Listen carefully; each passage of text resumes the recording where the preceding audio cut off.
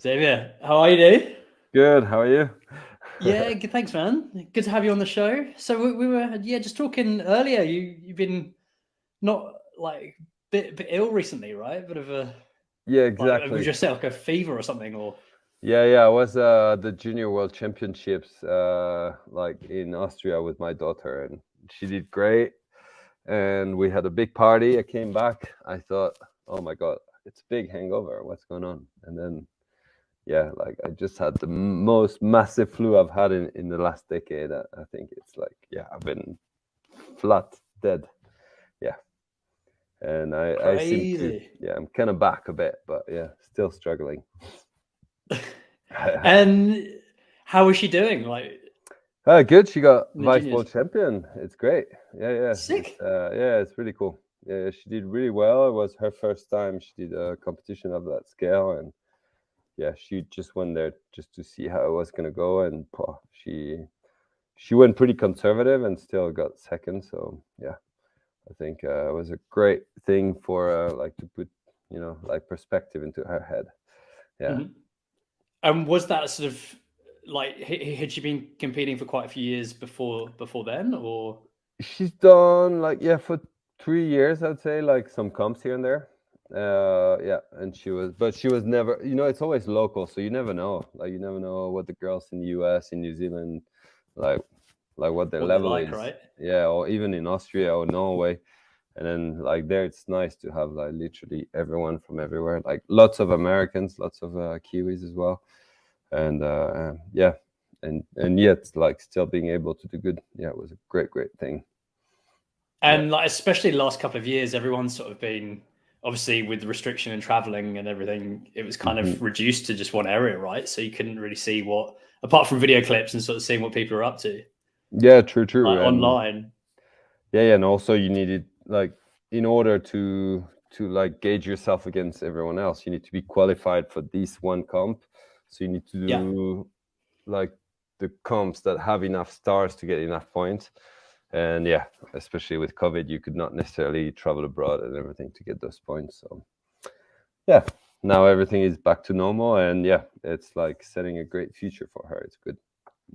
And how does it feel being on the other side? Kind of from like competing and then like looking down with the kids and It's actually really cool. It's kind of a way to enjoy another time, but without the pressure. But yeah. I have pressure, but like it's so funny because like when I ride with her, I feel really good. Like I feel really connected with her, and I trust her, and I know what she's gonna do. I know like she's got quite a good mental strength, and she's quite like she controls quite well her emotions. Mhm. So all of that makes me not be so nervous in a way. So I'm a bit nervous. I want her to do well, of course, but I'm not nervous as much as I thought in terms of taking risks. Yeah. Okay. Yeah. So And what about sort of the nerves in, yeah, I guess kind of more sort of backcountry or you know certain areas or situations? If you're not there, I mean, would you feel more risky kind of yeah. in those scenarios?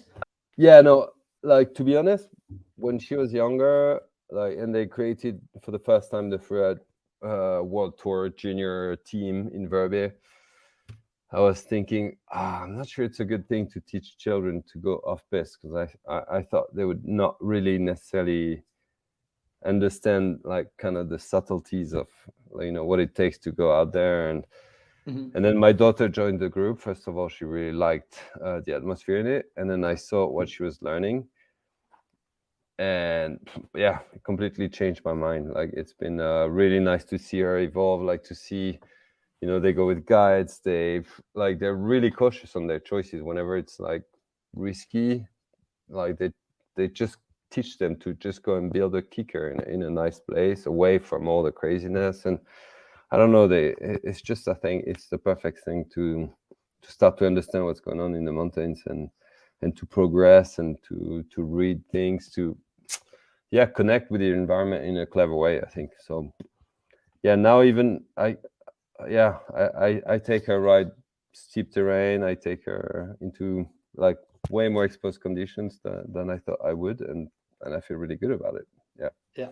Mm-hmm. And I guess now there's just so much more information than I say when we were growing up, right? Like really early on. And True. Yeah. There's a lot more of information, which is good, but which is also dangerous because it kind of takes away. Sometimes you feel and it can make you take the wrong decision in a way. Like whereas like before it was like forbidden, it was the devil, so very often we would not touch it, like unless you'd be with someone like really knowledgeable. So maybe we had a bit more respect. I'm not sure, but like having seen the way my daughter's group work, I'm like very satisfied of the way they've grown up into it. And when you were kind of growing up, then like I guess with your brothers, because there's four of you, right? Like it's five so of us. Yeah. Five. Okay. Yeah. Yeah. So were you kind of? Was it Paul, or was your older brother who's kind of like leading the pack with when you guys would go out riding, or was there other people, friends maybe, or like it was kind of like a bigger community?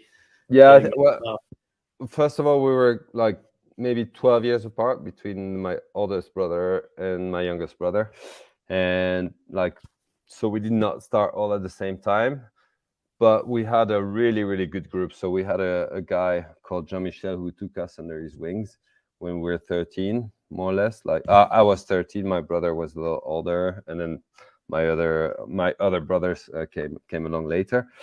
And he was amazing. He taught us all different aspects of snowboarding. He was the first guy to take us backcountry, and I think he did it in a pretty chilled way. But yeah, I think at the time I would not really go there myself without someone. And I remember him being taken into an avalanche like not long after he took us, like on the very first year. So I like we started going out with him and stuff.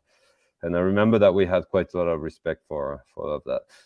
And also we used to live in the Pyrenees. Like that's where I grew up, and that's where I started snowboarding. And I think it is also a lot less exposed down there, like snow wise, to go off piste and stuff. Like it snows sometimes, but it wouldn't snow like these big amounts like this. And I think the snow is a bit easier to gauge than it is in the Alps, with like huge verticals, like with pretty strong and heavy like weather events. And so I think it was a bit of a safer environment kind of to learn all of that. Yeah. And then when you when you left the Pyrenees, where did you go? Was that over to Chamonix? Did you kind of move there straight away, or? I started competing quite a lot, and for 2 or 3 years I was based in Annecy. I was like doing a summer study there. Okay. And like during the winter I was just going on tour for the whole winter, so I was not really based. Well, I was kind of based there, but I was always on the road. And then as soon as I finished that, I moved to Chamonix. Yeah. And I was I think I was 21, 22 roughly, like in between, and I stayed there for 5 years, and it was like the best thing I could do, because I got to learn so much about mountaineering, about all these things that made me dream. And I think there's no better place for like learning all of that mountaineering aspect in a short time. Everything is right there. All the like everybody, like all the motivated people from all over the world, they just come here and they're just super motivated. So you get to expand your your range of action like by so much straight away. Yeah, it's I remember being there, the beginning of the first winter, being like, oh my god, just learning in paradise. Yeah, this is exactly what I wanted to be doing, even more.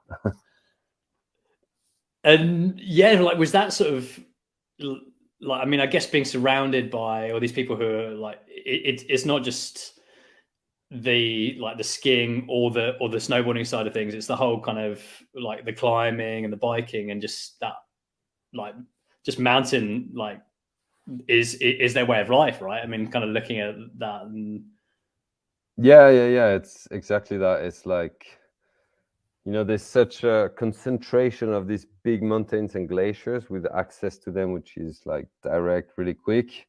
and at the same time, that's a magnet of all these super passionate people who go there. And it's the best place to challenge yourself. It's the best place to learn, but also it's got its limit, like after a while. Yeah. Yeah, it's like it's also the best place to do mistakes as well, so you need to kind of find a balance a bit. But yeah. Yeah. I'm very glad And I got this 5 years, but I think in the long term living there, it's quite full on. Yeah. what just because it's pretty small, or like what do you reckon was like? No. It's small and intense, and it's intense in everything, and everyone there is very intense, very competitive, which is good, which pushes you, but which can be tiring and can be Yeah. also dangerous sometimes, because it pushes you to just think it's normal to just go and ride the north face of the Aiguille du Midi every day. It's just normal, you just take the 2 lifts and you're in there like hanging with one ice axe on top of blue ice with with 1,000 meters below your feet. No big deal. So if you repeat that every day, it's fun. But yeah, like you're just playing with your odds, I think. Yeah, I Yeah. believe in like being respectful with my odds, like not trying to push the things too much, like on an everyday basis. Yeah. And were there any sort of moments back then? Well, I guess like early 20s, were you sort of rethinking, like when you're taking these risks, and then I don't know, maybe not. Would it be calculated every time, or were you thinking like sometimes it just becomes so, or people were so blasé about it that? Well, I think you can't tell that you control things every time. You think you control every time. You try to control things every time, but in the mountains, you never control everything 100%. So yeah, as much as you could control, I think we were quite like trying to be quite clever about it. But yeah, there's always a margin, and there's always a margin of luck and of bad luck, I think, as well. So you need to take that into consideration. Yeah. Sorry. That's right. Oh, good. So yeah, so what did you do like afterwards? So was that then? Were you still competing when you left? Yeah, when I was living in Chamonix, I was competing, so I was not there all the time. Yeah, and I competed a lot throughout my whole career. So yeah, even after I left Chamonix, I competed for another maybe 7-8 years still. So yeah, it's been a big part of my career, just going around the world on all the comps, and then in between the comps, I would be filming, and then after the end of the comps, also I would keep filming all the way till the end of the season. But yeah, it would always be the end of the season, which would be the best time of the year to film. That's always when you have the best conditions, and it's kind of always a bit after all those competition circuits. So it's always been kind of a good balance, I think, to have both. Mm-hmm. Yeah, it's been good also. I feel like really the moment I stopped competing, I felt that I stopped progressing in a way, like because I stopped having this motivation, like this goal. This thing which would make you kind of train, want to really be fit, push yourself every time you're in the mountain, and like you can push yourself when you're filming, you can be passionate, but it's not the same as when you're against other people. I think it's just okay, you've got this one face, you gotta like prove how good you are, you gotta get this title. I think it really always worked for me as kind of a like the carrot kind of in a way to try to aim and to try to get better. So yeah, I think the moment I didn't get that, I felt that my progression, let's say, found another way. It was not anymore about like being like super tough, super strong, everything. It was more about the experience. Yeah.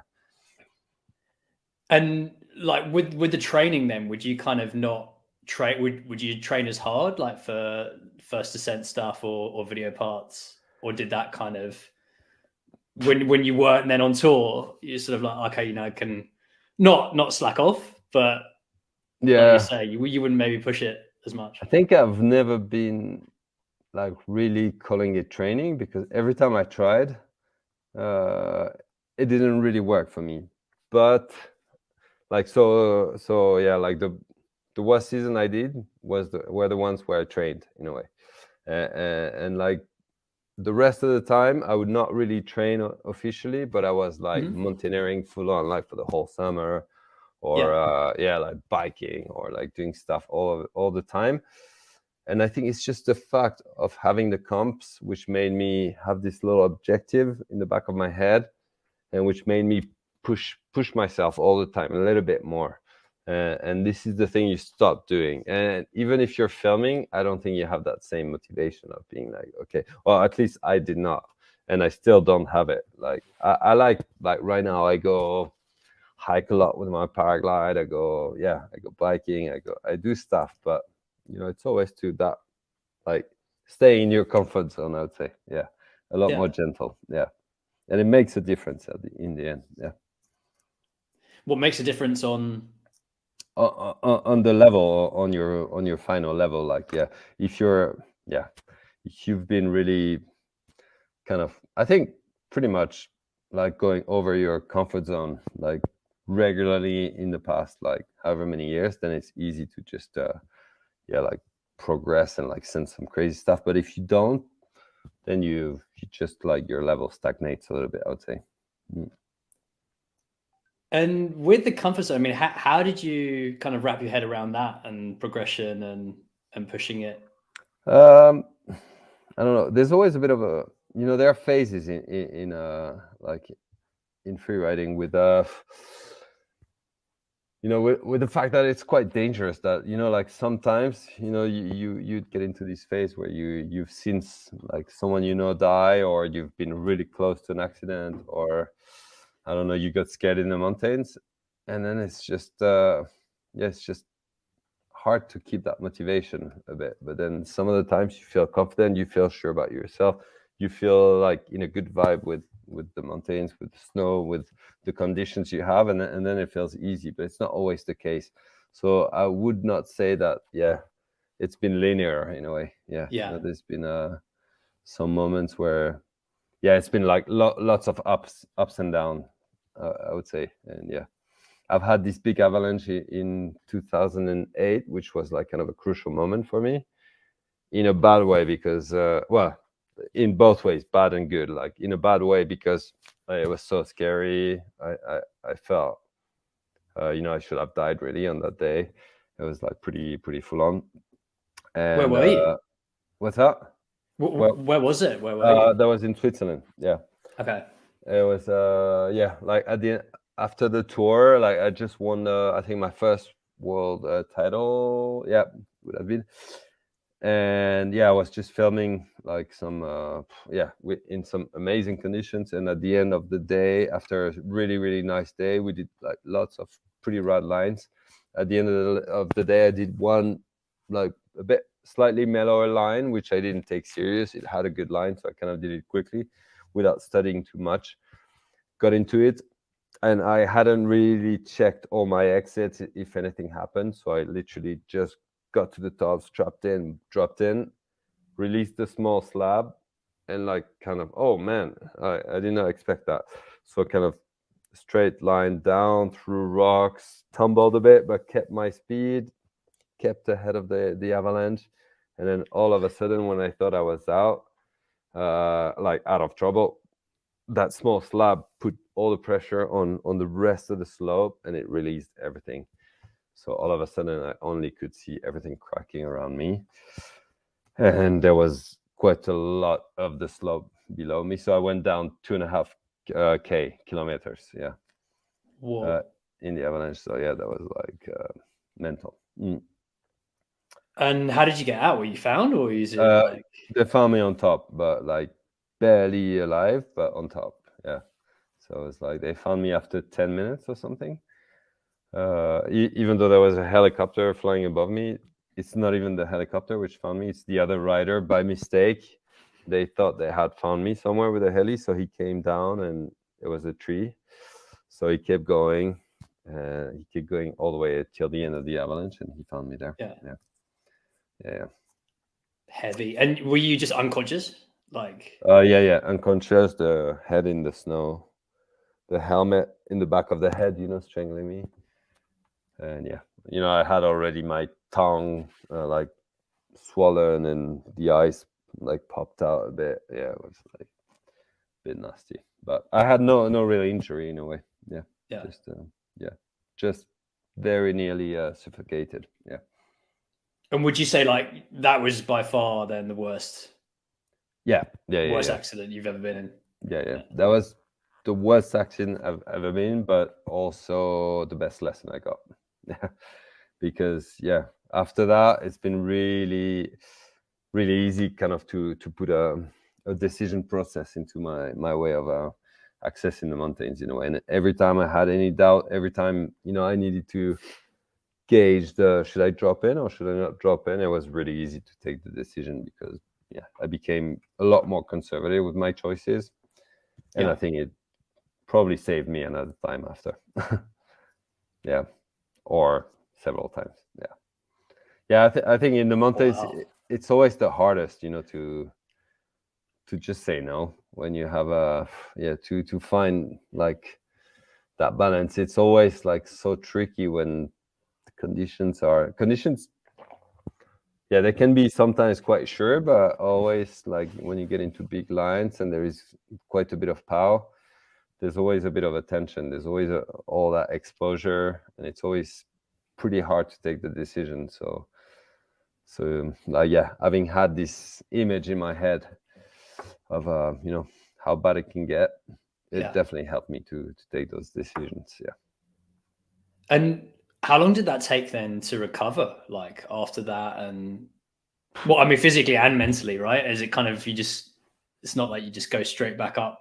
Yeah, it was, well, I guess I was in my like prime age, I would say, and it was the end of the season, so I had a twisted knee a bit, so I like my season was off, and to be honest, like I was like, wow, like this is maybe what I'm doing is completely crazy. So I just needed a good break, and then the winter after, like 6 months later, I had kind of I got time to really think about it, to really analyze what I was doing, to put a bit of a structure in place to carry on, and to also realize that I really liked it, and that I wanted to continue. Because my first reaction after the accident was like, this is completely stupid. I'm out. Like this is I had a daughter already.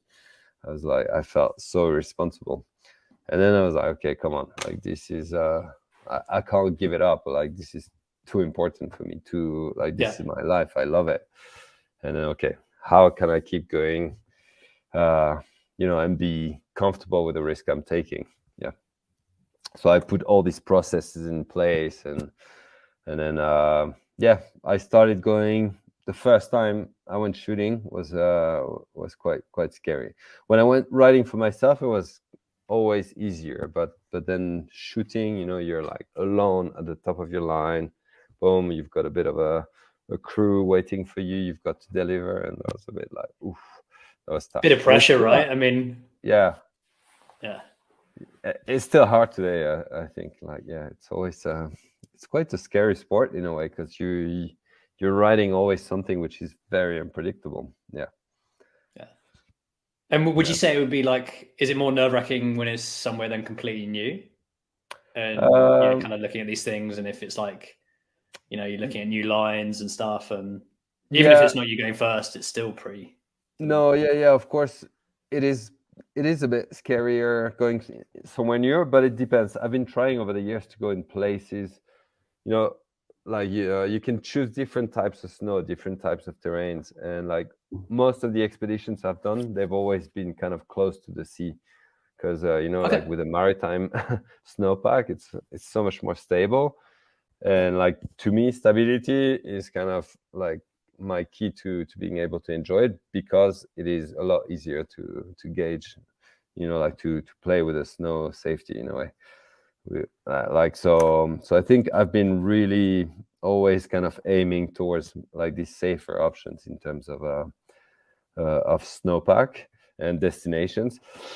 And I think I live in the Alps, and the Alps are pretty scary in a way, because there is a pretty continental snowpack.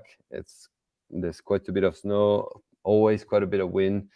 so it makes it quite tricky. So I think this is probably the place where I'm the most scared, even though that's the place where I'm riding the most. It's yeah, it's I never felt quite at my ease. Like, but yeah, as soon as you go to Alaska or Japan or Norway or Iceland or yeah, Antarctica, all these places, or even in the Pyrenees where I grew up, it just feels, yeah, like that much easier to read, that much easier. You know, like it gets sketchy for a few days. Just go like, okay, I'll wait a bit, and it will Yeah. stabilize, and it always does. And yeah, here in the Alps is a bit different. And like now, I mean, what would you say? Like, so like after competing and sort of having that goal of kind of, you know, trying to win, trying to sort of get like traveling, obviously doing all the video parts and filming. I mean, now would you say, is it more kind of, yeah, I guess everything that you've kind of learned over the last couple of decades is sort of like passing it on and then continuing to snowboard and ride and do what you love, right? Yeah, I think the beauty of it is that, like, yeah, you for a while you push it and all you care about is pushing it, but then after a while you realize that snowboard is like such a good tool to just discovering, like, to getting into adventures that are so different and where you can learn so much in so many different ways. So I think this is so cool compared to like super traditional sports where your whole career you're going to be practicing your same move. Yeah. And like, yeah, so I think for me it's always been super important to feel that I'm still learning something one way or another. So it could be about like a new way to film. It could be, you know, I could be mixing it with a paraglide or with a paramotor, or it could be like to go in a completely like new destination with a boat, or it could be, I don't know. There's always an element like around an adventure which is going to be fresh, and that has always needed like it's been kind of a guideline for me. Like if I'm not learning, if I'm just writing line after line after line, it's not my thing, and after a while I'm gonna get tired. So yeah, I've always found a twist, I would say, and I still like I am still finding twists. So that's why I'm still here. In a way. Yeah.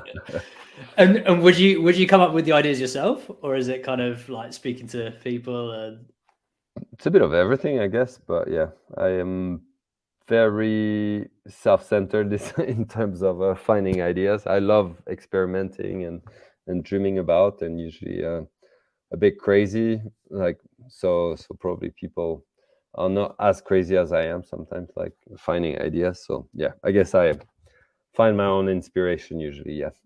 No, but yeah, I guess we all look at what everyone else does, but yeah, I think I don't spend as much time looking at what other people do, and yeah, I try to just imagine and experiment on my own. Yeah, it's not always paying off, but yeah, I kind of like it because I've always done my own way in a way. And what excites you at the moment? What are you looking to do? At the moment this year, I'm doing a documentary on like kind of you know, what paraglide can bring me to access and exit lines. So it's basically I'm going through all the different like scenarios where, you know, like for example, I take this lift and I will, you know, hike a bit this ridge, take the paraglide, land at the top of this line. But it's a line which doesn't come out, which you can only come out either with a mega rappel or with a paraglide, and which makes you go down all the way in the valley. Or another day, I'm gonna like take the left, take some thermals, cross the valley, land into these lines, ride it, and then fly back home as well. And just experimenting like this, and once again learning through it. I'm not a very good paraglider, so it's you know, it's not necessarily, I'm not necessarily going to be doing, you know, the most insane combination of like snowboarding or skiing and flying, but I will try to tell a bit the story and try to take people along my experience, kind of, in a way. Yeah. And how does that compare, kind of doing, yeah, I guess that style and doing like the paragliding and riding in comparison to, I don't know, like if you're going to go heli or if you're on a cat ski something, or It's different. Like I've kind of stopped doing heli skiing like since maybe 6-7 years, and I'm actually more and more realizing how difficult it is not to be heliing when you're trying to film action. It's just so difficult to get good action footage if you don't have a heli. But yeah, I've done so much of it, and I'm happy to be like spreading a bit of a nice message about the environment. So I'm trying to do less. It doesn't mean I don't do any at all, or I won't do any at all. But yeah, I'm trying to cut it down a bit. So if I can try alternatives, I think this is a great way to do it. And also, when you do it that way, you're a lot more independent. Like helis are super stressful because you've got to deal with a lot of money, a lot of stress, like with short time frames, and yeah, it's not necessarily the most peaceful way to be into the mountains. But yeah. But at the end of the day, with a heli, like yeah, like your level reaches a different level. Yeah. But with the paragliding, it's definitely a fun way of getting in, right? Yeah, it is super fun. Exactly. Yeah. It's pretty mental. It's double stress. In a way, the riding is a lot less stressful than than the flying. But it's great because it's super challenging in a way, especially for me. So it's been quite a few years that I'm trying to figure it out, and now I can feel a bit more confident about it. So yeah, I think it's gonna be a nice winter about it. Yeah. So yeah, for me it's a lot more special than another line like touring at the end of the valley, whatever, and sleeping in a hut, and there it's like a reinventing of my vision of the mountains. Like this is so cool because I go up again in this, like on the lifts in Verbier, and like you have your habits of, okay, like it's these conditions, you should go here and here and here, and all of a sudden with this tool you need to think completely differently. You see lines that you would not see normally, and I think that's so exciting. Yeah, that's sick. And on the sustainability side of things, you were doing the podcast on like sustainability dialogues, right? And sort of like talking about the whole, just everything to do with just educating people on that, wasn't it, with Johan? And yeah, exactly. Well, it's just that I've been working for quite a few years on this film in Antarctica, where Johan Rockström is involved, and I met him for the first time like about maybe 4 years ago. There was a talk in Verbier, like an environmental talk, and this guy, he's like he's the god of sustainability in my eyes. He completely changed my vision on it, because like I was very cautious about it. Like I would never speak publicly about anything about the climate. I would care a lot, but I would felt really awkward about it. And he really, first of all, made me understand what was going on a lot better, all the challenges, all the things that you could do, all the like all the fears that we could have. And at the same time,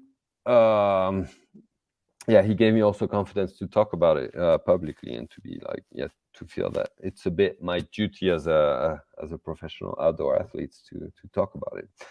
But yeah, it's not an easy thing, because like as soon as you start speaking about the environment, like you get put in a box. And like, was that why you didn't want to talk about it before, do you reckon? Or you just thought like, well, a little bit, a little bit. And also it's about, because that you're as a professional athlete, okay, you inspire people, but you're endorsed by brands that want to sell products, and like you travel around the world, so you're gonna get straight away like finger pointed, because you're flying left, right, and center. You're using helicopters. You're using however many boats, how many outfits a year. So creates a controversy. So it's easy to be like, okay, boom, better solution. You don't talk about it. Just carry on with your career, do your sports, and then happens what happens. It's not that it's not your problem, but you don't put it on your public persona. But I took the decision to like not be an activist, because like I'm not like rooting like crazy, but I think I like to just raise a bit the topic once in a while. And there, with the sustainability dialogues, it was not about me telling anything. It was more that, yeah, I had the pleasure to ride for a few days with Johan in Verbier because he loves free riding. Yeah. And like listening to him is just such a blessing, and it touched me so much that I wanted to share that. It was more in that aspect. Yeah. What do you reckon the biggest messages you learned from Johan were? Well, as I told you before, first of all, I understood like for example, the emergency of like the climate crisis right now with the CO2 emissions and like the global warming emergency there is. So that was like the first thing. And then everything, I could ask him all the questions about the glaciers, the stability, like, you know, how much we have like to react, like what are the big risks, what are the big targets, what are the big political blockages, like what are the hopes within the industry, all of these different topics. And like I think, yeah, within the sustainability dialogues, actually it was an interview for the film that we were supposed to do and which got cancelled at the time. And we thought like this material is just so valuable, so easy to understand, that it's such a shame not to share it. Yeah, it was never a plan like originally to make a podcast. Yeah, it's cool. Would you continue doing it? Are you gonna kind of I don't know, like Johan was there actually a few weeks ago and we actually filmed some more stuff again, so who knows, like could be that could be that we do something about it. But now we've got the film coming and like we're gonna use some of his stuff in there. So yeah, like it's gonna be in like either in the film or in the podcast or in some side edits for the film. But yeah, it's definitely nice. Like I find that it's a blessing if I can share his words, because they're like, yeah, they're gold to me. And can you talk more about the film, or is that kind of No, unwraps until it comes out? And I'm going to Antarctica, like to, yeah, like at the beginning it was supposed to be it was going to be called Three Poles. So it's going to go to the three like poles, which are the three big glacial like areas within the world, which have a big impact on the climate stability. And like, so that came from a theory from Johan originally. And by listening to him, I was like, this is like the Tibetan Plateau, like Greenland and Antarctica. These are the three most impressive places to ride on the planet. And I thought like it would be great to do a film to tell about all Johan's theories, and at the same time go there and like show the beauty of these places while riding them. So that was the first goal. And like it evolved. There was like COVID, there was like quite a lot of ups and downs, and now we shrunk it down to one trip to Antarctica. But this time I'm going with my daughter and my brother, and we're gonna like, well, first of all, live an amazing adventure. So it's like actually me taking them back there, sharing kind of my experience as a snowboarder, introducing my daughter to like all this like world of like expedition filming, like in the place that has touched me the most in my entire career, bringing my brother there to see him express himself, and at the same time also touch a bit or like that whole subject of sustainability. Is this Victor or which brother? Yeah, it's Victor. Yeah. Okay. Yeah. Cool. Yeah, so it's gonna be great. He's the charger.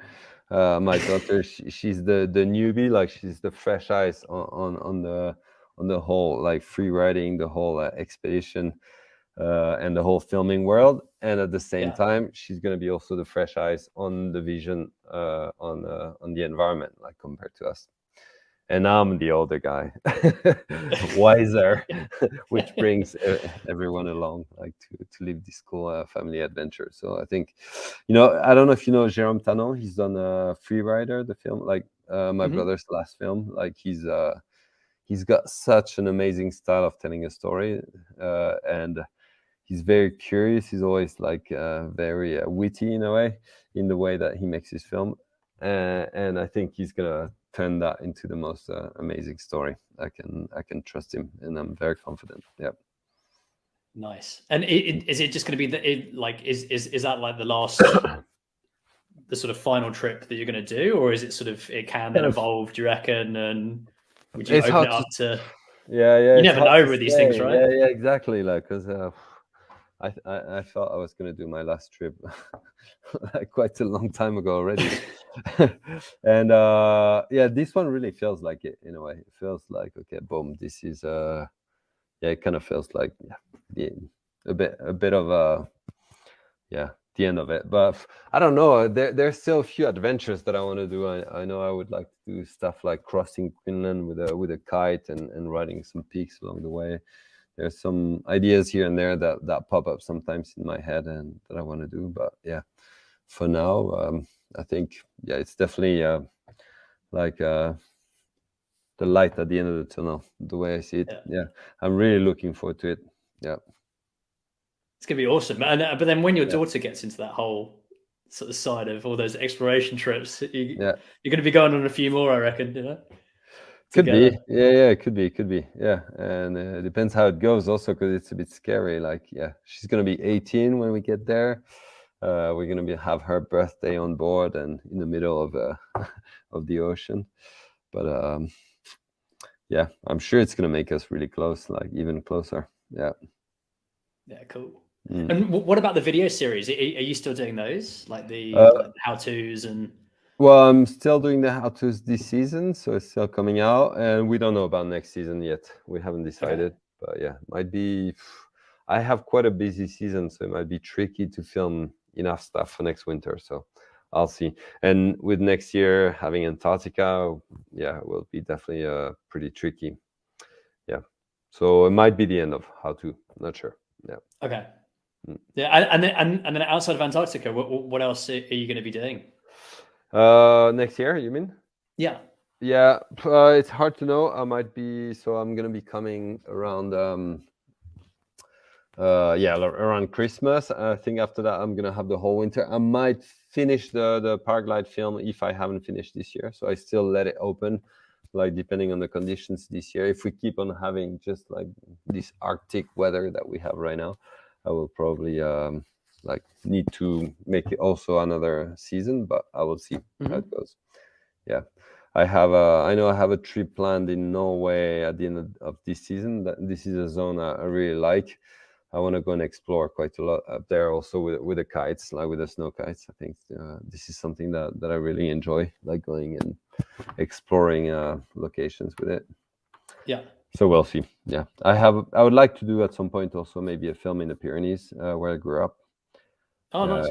I filmed one thing this like this Christmas, and I really enjoyed it. Yeah, I've never ever filmed there much, like, so I feel there's so much to be done, and yeah. Was there any particular reason like about that, or was kind of it just never kind of came up as somewhere to film?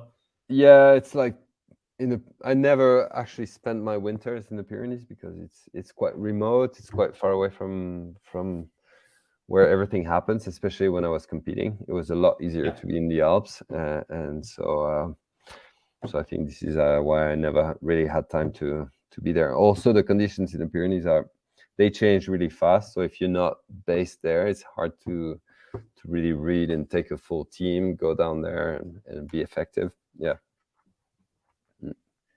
And what other places like that sort of, well, I guess stand out that you want to go back to, that you've kind of either somewhere new, if you could pick somewhere new, or somewhere that you were sort of, like you were saying, Norway as one to kind of go back? And yeah, Norway is definitely one I want to go back. Japan also I will always go back, I think, because it's like super one of my favorite places, but not necessarily to make a film or anything. But yeah, I don't know. One thing which would also make me dream would be to maybe go again and do another like video part in Alaska, kind of, in a way, like full on action with a heli. But like that would put me in a super tricky position, because like with whatever, like we were talking about, like all these like exactly. few things about it would just open up a can of worms, right? Yeah, exactly. Like if you do that, then yeah, people will just destroy you. So yeah, this is something I'm not ready to to do, and especially like, yeah, if we do Antarctica now, like it's gonna be tricky to justify a trip like this. But yeah, I know this is something I would enjoy, but I will probably not allow myself to do. Yeah. But yeah, other than that, I don't know. Yeah. I told you, yeah, crossing like Greenland would be something really cool, I think. Yeah. But we'll see. Yeah. And like, would you say, I mean, like the whole like learning something new and kind of almost sort of combining these sports, is that something, would you say that's more it almost has more appeal now than sort of, I guess, doing, if it's just one on its own, whether, you know, if you're just going to go riding, Yeah. it's kind of, I I think don't know, it's a better. it makes it more interesting, maybe. I'm not Yeah, sure. I think there's a time for everything, but for sure when you're at the peak of your sport, and like you're pushing the boundaries of your sport, you can't afford to be like experimenting too much, because Yeah. you just dilute yourself. But I've got that luxury that I'm able to, yeah, to just use everything I've learned, and I add a few things, and it makes it really fun, and it makes it different as well. So it makes it interesting for people to watch, and inspiring, and different. So I think it's just a win-win. Yeah. So it's so Yeah, no, I think it's cool, man. It just, yeah, and definitely makes sense, right? I mean, when you're yeah, sort of, yeah, when you are competing, you just got to focus on that, and yeah. especially with sponsors, you know. I don't know. I've like spoken to, was that speak to like Chuck Patterson about this, when he was combining, like, whether he's like windsurfing, he's surfing, he's skiing, and it's sort of, yeah, don't know, certain No, brands could be like, yeah, we don't want you getting injured doing something else, you know, like, yeah. but Well, I think where I would get most injured would be snowboarding anyway. So so they're probably happy if I do other sports. But no. But yeah, I think it's a luxury you can have once you've been enough in the industry. But yeah, I've competed for 20 years maybe, or something like this. So after a while, for sure, it's time to do something else. Yeah, competition is quite redundant after a while. Yeah. yeah. And Cool, man. also, like, to be entirely true, after a certain age, you're not as good anymore. You don't have that fire inside you. Like you don't have that thing. Like I remember, like at the peak of my game, I just wanted it so bad, and then after a while, like I was at the start, I was like, oh, there's nothing. Like why am I here? Like really, all of a Really? sudden, you don't understand anymore. Yeah, so you're like, yeah, there's much more interesting things to be doing. Yeah. And you would just, what, you just find yourself like thinking about different things, say like at the starting gate, or you were kind of, it just wasn't, you weren't as like amped, Yeah, it's maybe, just, as like, you try to find a reason. You try, okay, yeah, I want to win these competitions. Okay, yeah, I want to show them that I can ride this line that no one has done. Like, do I? What? Yeah, really? Oh, maybe not. Yeah, I don't know. Like, oh, do I want to feel the pressure of the people, or do I want to feel like I want to be better than the other guys? Like, maybe I don't want to be better than the other guys. Maybe I want them to be better than me, and like, yeah. There's a time in your life where, like, yeah, you've had a lot of those egoistic moments where you're like, yeah, you're the champ and everything, and after a while, like, thank you guys, I've had my fair share. Like, come on, yeah. it's enough. Like, yeah. And almost, I don't know, like, you kind of have that pressure when everyone then starts expecting you to do it as well, right? Well, And there's then that. Yeah, and especially that, like, in my world and the way I used to be writing, people expecting me to do those super rad lines all the time, and this is something you cannot just do like this, just yeah, by yeah, just to please people. You need to really want it. So yeah. So if you do it halfway, and you feel that people are really expecting still something uber radical, and you don't put the energy that's necessary to make it happen, it can become really dangerous and uncomfortable as well. yeah. So then it's just almost, would you say it's like then knowing in yourself when, when to step away or when to do something different? Yeah, I guess so. Yeah. And like, yeah, in many sports, it would mean just like, okay, like, putting a shutter down onto your career, but like we've got so many means of expressions and so many different means of getting into an adventure and telling a story and trying new things and learning new things and seeing new places. So that, yeah, why not do that, right? Yeah. Awesome, man.